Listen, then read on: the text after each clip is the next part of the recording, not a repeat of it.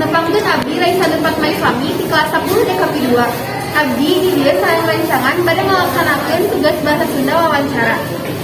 Di dieu atas aya narasumberna tiasa terang luas tata teh saha mangkeun wasa abdi ngajelaseun teteh linggih di mana. Abdi linggih di komputer pabrik Citata. Teteh si kelas sabaraha?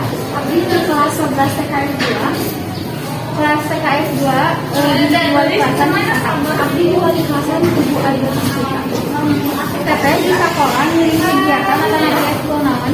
Abdi di sekolah ieu ngiring komposisi info sekolah evaluasi ketika biasa dijelaskan OSIS teh kumaha? OSIS teh eta organisasi info sekolah biasana OSIS teh sok ngabantu di kegiatan-kegiatan sekolah. Pembina OSIS teh saha? Pembina OSIS teh Bu Citra. Teteh di OSIS teh janten naon? Abdi teh di OSIS janten sekretaris. Biasana mah abdi tugasna ngadana surat, asup surat, tang dokumen. Alasan teteh milih OSIS teh kumaha?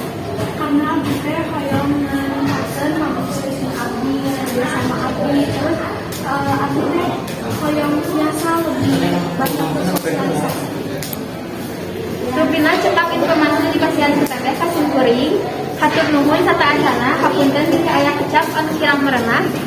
Hatur nuhun teh. Nuhun sami-sami.